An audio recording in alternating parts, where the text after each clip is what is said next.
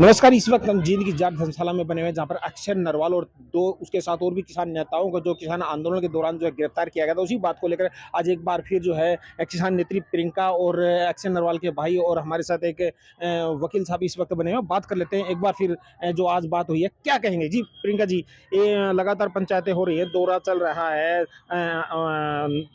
पंचायतें चल रही है, जींद में भी पंचायतें थी और आज एक बार भी इकट्ठा होना पड़ रहा है लगातार जो है उनकी रिहाई के लिए। देखिए, 13 फरवरी से अक्षय नरवाल जेल के अंदर कैद है। इसी दौरान बीच में हमने 1 मार्च को महापंचायत भी की, 7 मार्च को एसपी कार्यालय का घेराव भी हमने किया। उसके दौरान हमारी प्रशासन से जो मीटिंग हुई, हमें आश्वासन भी मिला था कि सोमवार को अक्षय नरवाल को रिहा कर दिया जाएगा और आप एक बार बेल की प्रक्रिया शुरू कीजिए। हमने वो भी प्रोसीजर कर दिया जो सर प्रशासन हमें कह रहा था, लेकिन फिर भी अक्षय नरवाल को कल सोमवार के दिन भी रिहा नहीं किया गया।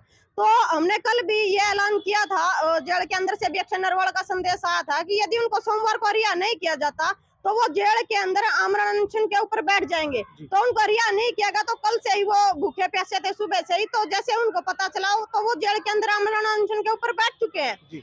तो हम सरकार को ये कहना चाहते हैं कि कोर्ट की तरफ से हमें जो कल की डेट मिली है 20 तारीख की, 20 मार्च की, तो हम कहना चाहते हैं उसके बाद एसपी साहब से भी मिले तो उन्होंने आश्वासन दिया कि 20 तारीख को तो पक्का रिहा हो जाएगा। यदि कल भी वो रिहा नहीं होते तो उसके बाद फिर कड़ा फैसला हम लेंगे, चाहे वो आमरण अनशन के ऊपर जेल के बाहर भी बैठने की बात हो या फिर और किसी तरह की लड़ाई लड़ने की बात हो। वो जैसा कमेटी का फैसला होगा उसके ऊपर हम खरा उतरेंगे।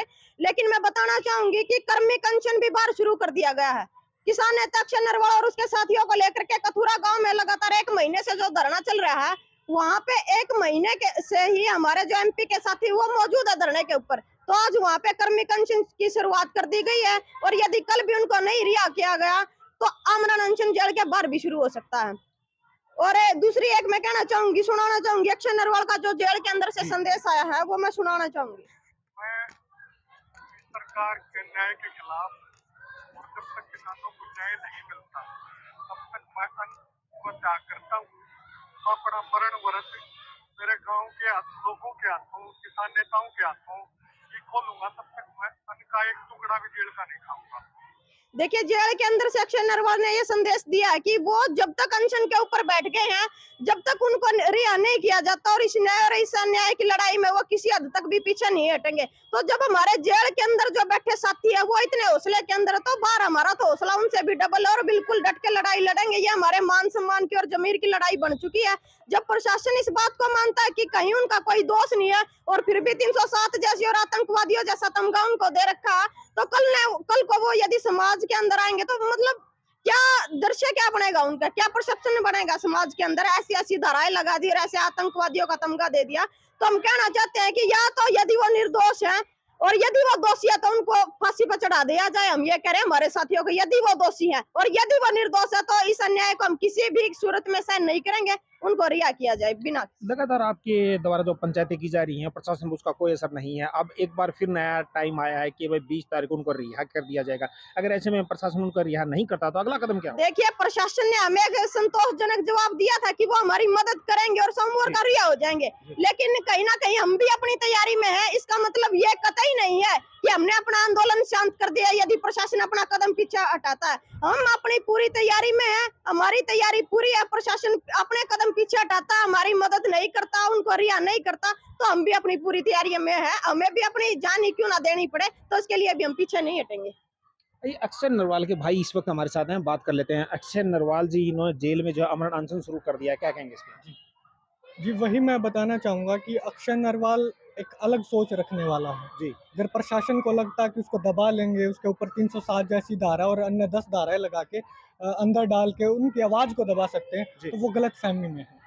307 जैसे ना, अगर वो 400 पर्चे भी दर्ज कर दे अक्षय नरवाल पे, तो तब भी अक्षय नरवाल दबने वाला नहीं है, क्योंकि वो पहले मानसिक रूप से तैयार है इन सब चीज़ों के लिए। तभी इन चीज़ों के, और मैं एक चीज़ और कहता हूँ, इस न्याय और अन्याय की लड़ाई में न्याय को थोड़े से पीड़ा हो सकती है, लेकिन जीत न्याय की होगी। और अक्षय नरवाल न्याय चाहने वाला व्यक्ति है, और कहीं न कहीं ये इनको लगता है कि दबा लेंगे, इनको झुका लेंगे, डरा लेंगे, तो एक गलतफ़हमी में प्रशासन है कहीं न कहीं। तो मैं बस यही कहना चाहूँगा, तुरंत इस चीज़ पे अगर प्रशासन संज्ञान नहीं लेता, तो आने वाले समय में अगर ये चाहते हैं कि शांति बनी रहे, तो जल्द से जल्द रिहा करें। अगर ये चाहते हैं अशांति रहे, तो गांधी जी के साथ साथ अक्षय नरवाल भगत सिंह को ही पढ़ता था और कहीं ना कहीं उसके साथ हमने भी बहुत सारी चीज़ें सीखी है। तो हम हर तरीके से तैयार हैं इनका मुंह तोड़ जवाब देने के लिए। तो देखिए अक्षय नरवाल के जो भाई थे वो इस वक्त हमारे साथ जो है एक गणमान्य व्यक्ति जो वकील भी हैं और समाज सेवक भी हैं और खापों के प्रतिनिधि में बात कर लेते हैं। जी कहेंगे आप ना लंबे समय से वकालत में आप रहे हो, आपने इस तरह के केस देखे हैं। अब एक बार फिर सुनने में आ रहा है कि एक नौजवान साथी जो कि चंडीगढ़ से अपनी वार्ता खत्म करके बॉर्डर से होकर वापसी हरियाणा में आ रहा था, तो पुलिस ने उसको कहीं न कहीं उठा लिया था। उसके ऊपर अलग-अलग धाराएँ लगा दी गई है और अंदर जेल में डाल दिया गया। लगातार तो है खाप पंचायतें और काफ़ी लोग जो है उसकी रिहाई की माँग कर रहे हैं।